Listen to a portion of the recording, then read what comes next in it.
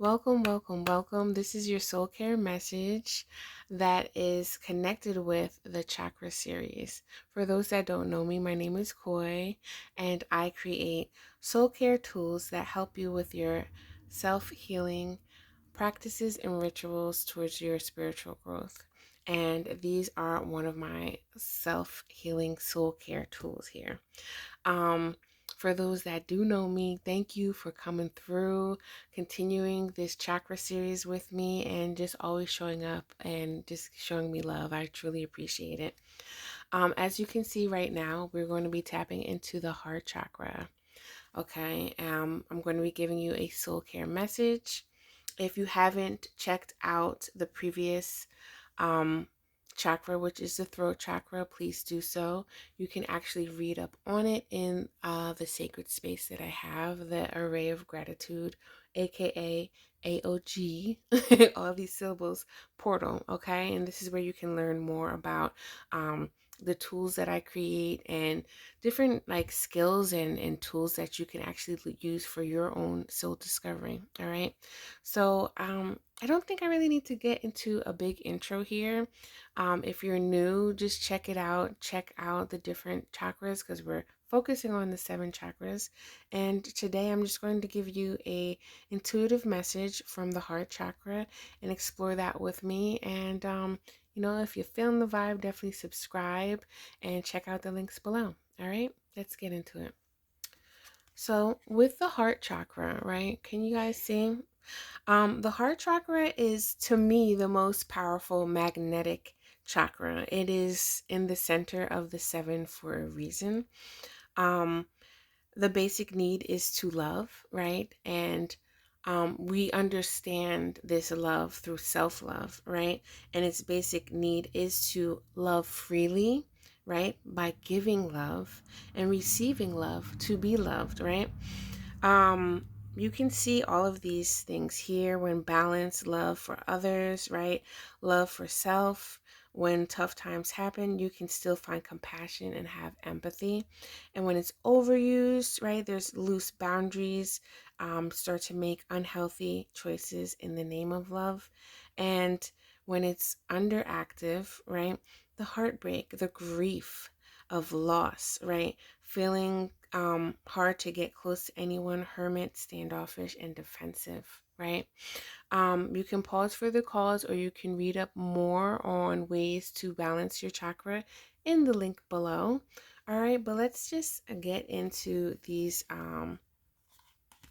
messages here and see which cards want to come through for the heart chakra. I think I want to pick this one.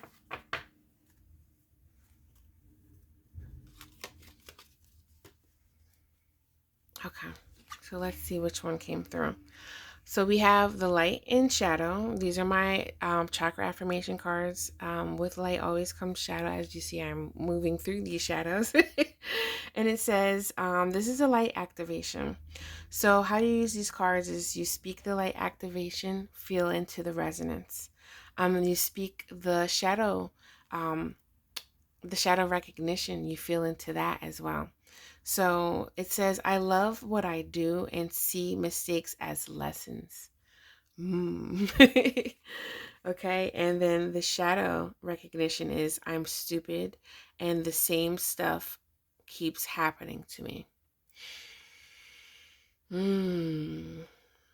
So I like to tell people to express, journal, possibly even, draw, doodle, however it makes you feel, dance, whatever you want to do. This is where the creative arts, the creative energy comes through the portals of the chakra and allows you to express it in a way. But I do help people with their soul care rituals and hold their hand through shifting this reality of what they once believed into new beliefs, new habits, and alignment, adjusting that alignment and that frequency so you can walk in a path that is for your soul calling and your heart, your desires, right? These are things that truly magnetize this in the law of resonance, law of attraction, right? That the universe hears but feels as well. A lot of times people are like, the universe works mentally. It does, right? But when you can drop into your body, you drop into your heart, that pumps blood and circulates the source energy of you, right? To be alive. It also magnetizes and attracts what you are feeling, what you are sensing, and what you are thinking. And a lot of times we have this dissonance, right? Or disconnection of the mind and the heart because we aren't tapping inward, going within the heart space. And we are recognizing what these feelings are telling us. So, a short lesson, I think I put this in the blog post, but I know that it reflects this, right? Feelings and emotions are two different things. I remember when I was taught this because I said I thought they were the same thing, but they are slightly different, okay? Your feelings are what your mind is telling you that helps you understand the emotions, right? They're words that your body is sensing and picking up on. So your feelings are pretty much programmed, right? But your emotions are a biological sense that is triggered from um, something that happened to you, right? Something that you may see, sense, hear, right? You get where I'm going with this. If you're feeling what I'm putting down, okay, let me know in the comments. Um, and the difference to me is knowing these two differences can help you understand your beliefs, can help you understand where you are running a program or whatever that someone projected onto you to make you feel a certain way. It's not about right or wrong. We're not casting judgment on how we feel, but many times we do cast judgment on how we feel, especially when it comes to those low, yucky, uncomfortable feelings that we have. And we think that, when we hear love, when we think of the heart, we think of love. When we see this heart shape, right? That's not even the true shape of our actual organ heart, right? But when we see that at yay high, we know, okay, that means love. And love is supposed to feel good. Love does feel good. But when we get older, a lot of times there's other feelings that comes through that, excuse me, I had to sneeze. There's other feelings that come through that remind us of those experiences with love that do not feel good, right?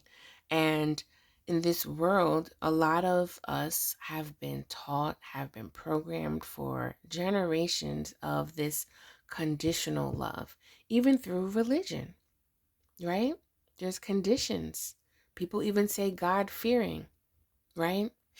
Um, Not to cast judgment on anybody, because religion is a system based on your beliefs. But a lot of times when you are growing through the soul, right, and following your path that was ordained by what you call God, right, is those beliefs expand through the experience and the perception that you wind up having, right? Like we spoke about in the third eye, our own truth, right? That we feel and resonate with what is going on.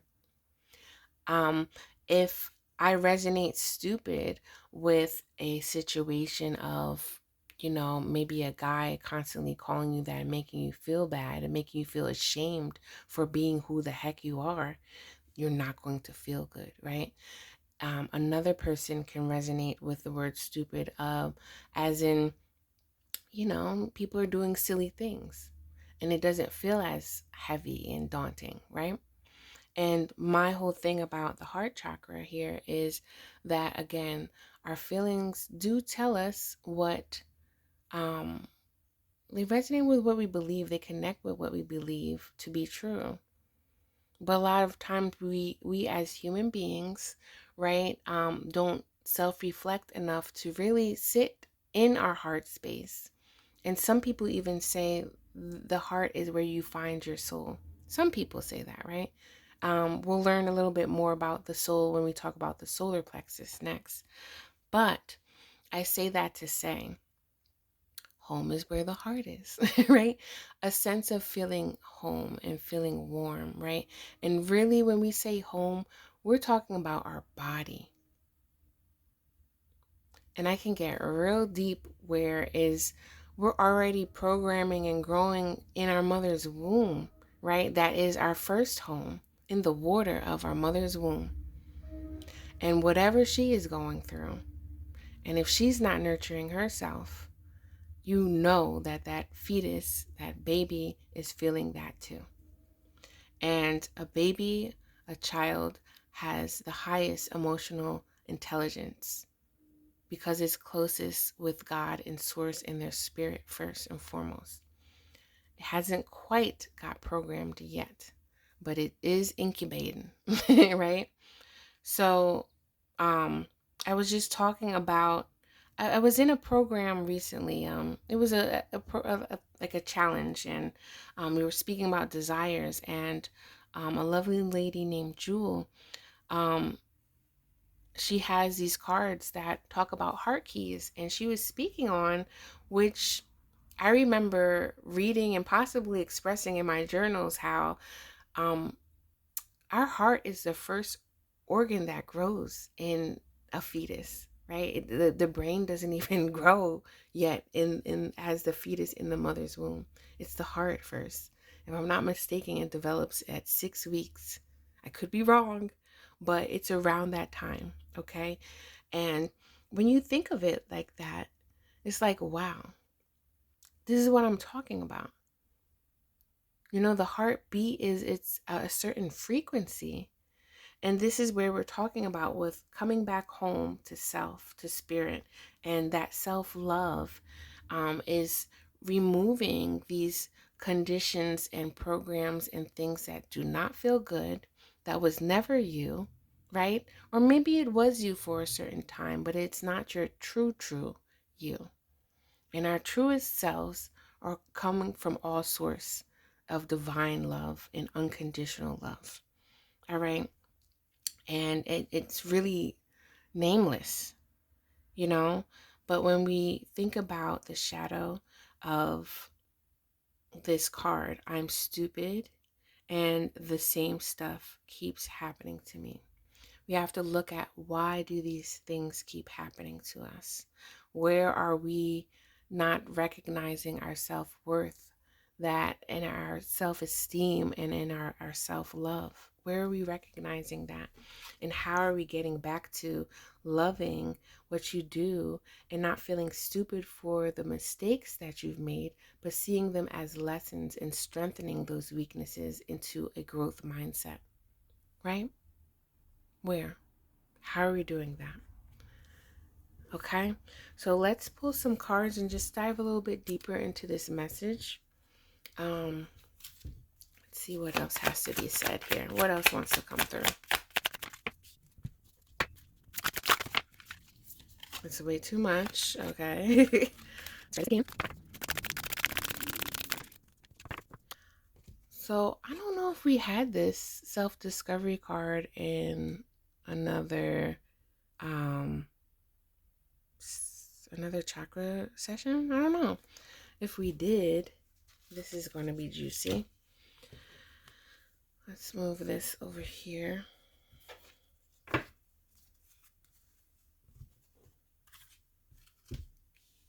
Okay. So we have impatience. And as you see, we have this is representing the blue chakra.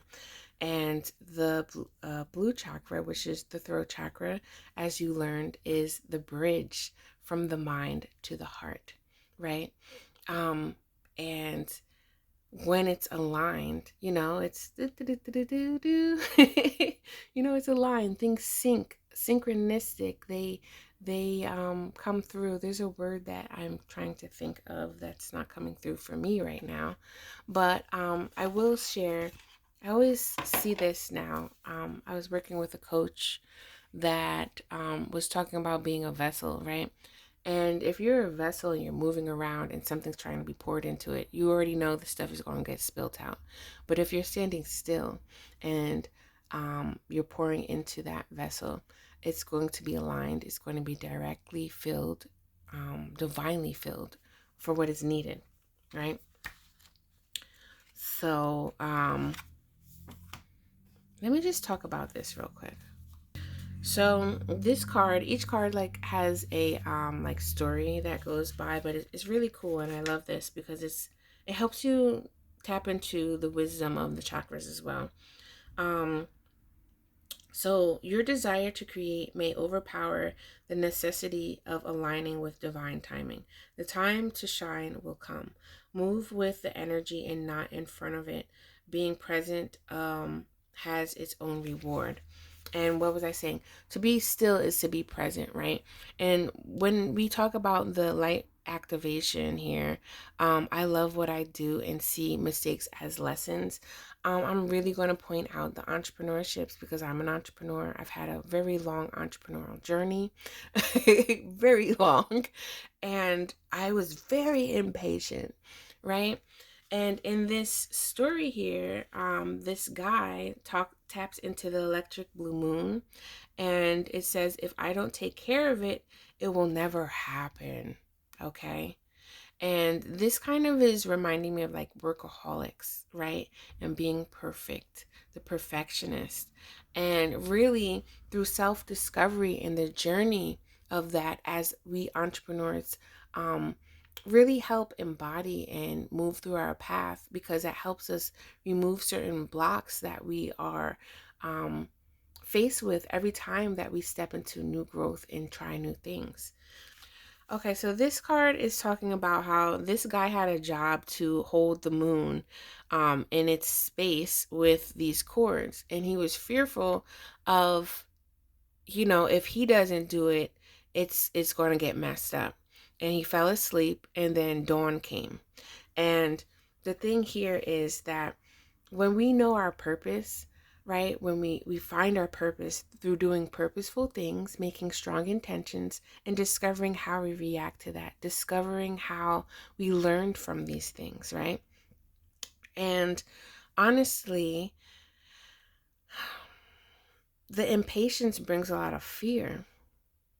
And I do feel that their fear can sit on the opposite end of love because it creates a lot of conditions like perfectionism. It creates a lot of things that are opposite of our true self, right? Possibly our not self, our ego. Okay? Our ego is a program that tells us and reminds us of the fears and what happened in the past. And if we can tap into love, we can find more balance within ourselves and center within ourselves that releases self-judgment or even judgment on other people. And when we do that, it can be very hard. I'm telling you, it can be very hard. But you start to learn your signature of love, your love language. You can learn more about self, right? And in that self-loving energy of what that is to you. So,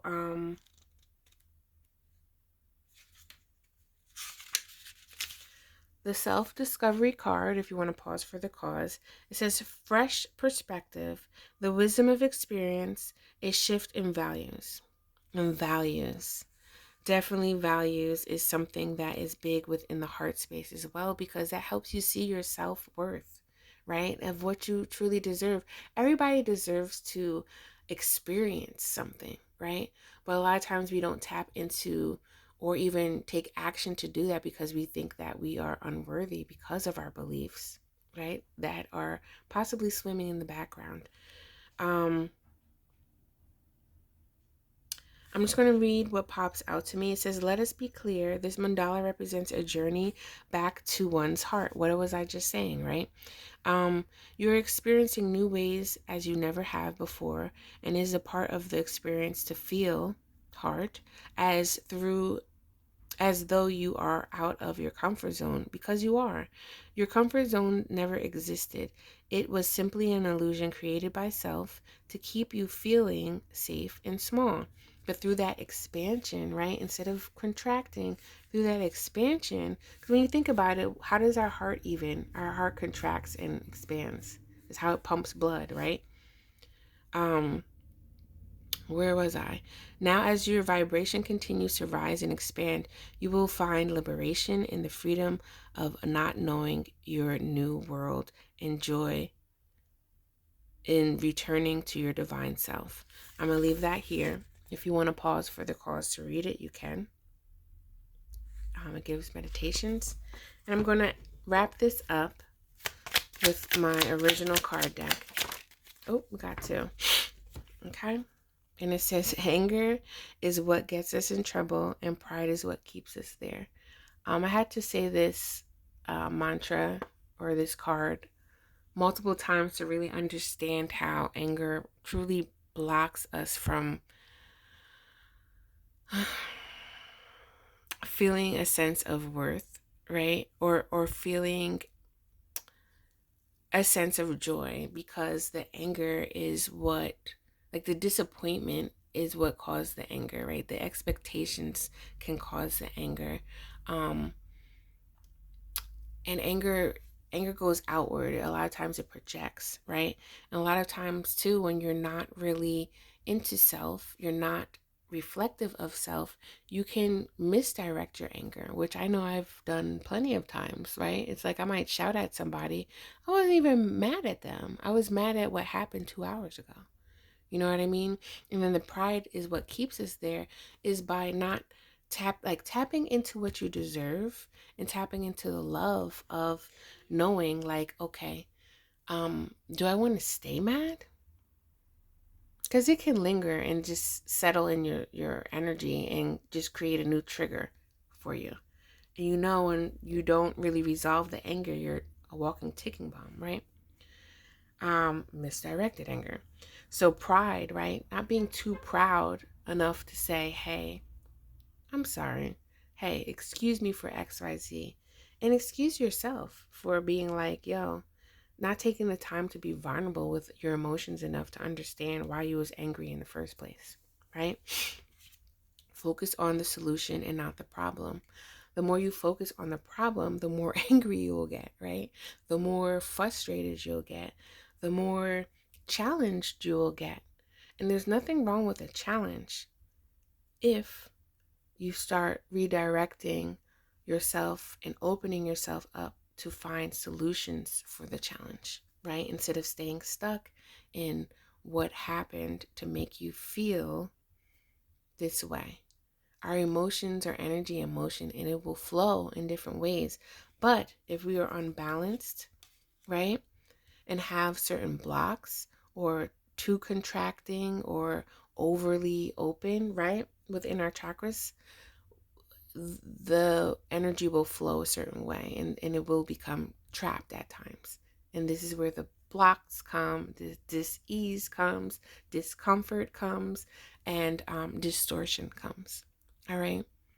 So this is my message that I have for you all with the heart chakra. I hope that this resonates. I hope that this is felt through your heart.